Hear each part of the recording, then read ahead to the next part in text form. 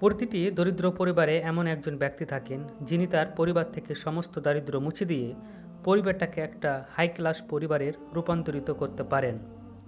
আপনার পরিবারে আপনিও সে ব্যক্তি হতে পারেন। ঘৃণা জিনিসটা আসলে বোকা লোকেদের কাজ, কারণ তারা মনে করে যে তারা চিরকাল জীবিত থাকবে। আপনি কতটা দুঃখ পেয়েছেন, কতটা ভেঙে পড়েছেন, অথবা কতটা একা হয়ে গেছেন, এতে কারোর কিছু যায় আসে না। তাই আপনার একটিমাত্র কাজ হওয়া উচিত, তা হলো যে কোনো রকম পরিস্থিতি আসুক না কেন আপনি আপনার কাজ ছাড়বেন না। বন্ধুরা, জীবন আসলে দুই চাকার সাইকেলের মতো। যতক্ষণ সাইকেল চালাবেন ব্যালেন্সও ততক্ষণই থাকবে। আপনি যত কথা কম বলবেন আপনার শব্দগুলি ধীরে ধীরে ততটাই শক্তিশালী হয়ে উঠবে।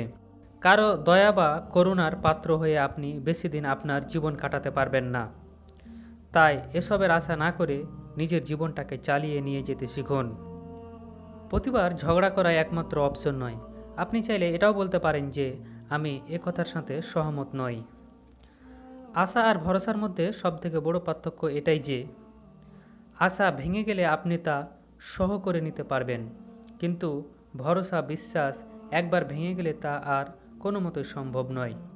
যখনই আপনার মনে হবে যে আপনি আপনার পরিশ্রমের তুলনায় উপযুক্ত পারিশ্রমিক পাচ্ছেন না, ফলাফল পাচ্ছেন না, তখন নিজেকে একটা জিনিস অবশ্যই মনে করাবেন যে আপনি পরিশ্রমের সম্ভবত এখনও কিছু কমতি থেকে যাচ্ছে।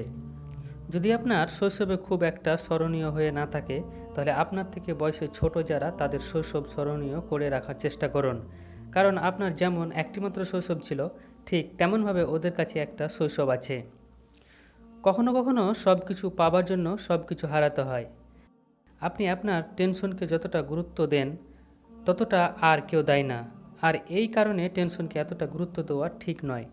তার কারণ টেনশনের নেতিবাচক প্রভাব কিন্তু আপনার উপরেই পড়বে।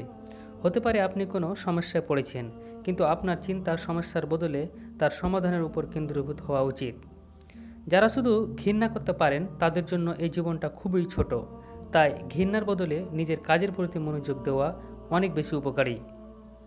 যদি আপনি প্রথমবারের চেষ্টায় সফল না হন, তবে আপনার সাথে মহান মানুষদের একটি খুব বড় সাদৃশ্য আছে, কারণ তারা প্রথমবারের চেষ্টায় সফল হননি। লোকে আপনার সম্পর্কে কিভাবে সেটা ভাবা আপনার কাজ নয়। আপনি যদি ওদের কাজ করেন তাহলে আপনার কাজগুলো কে করবে?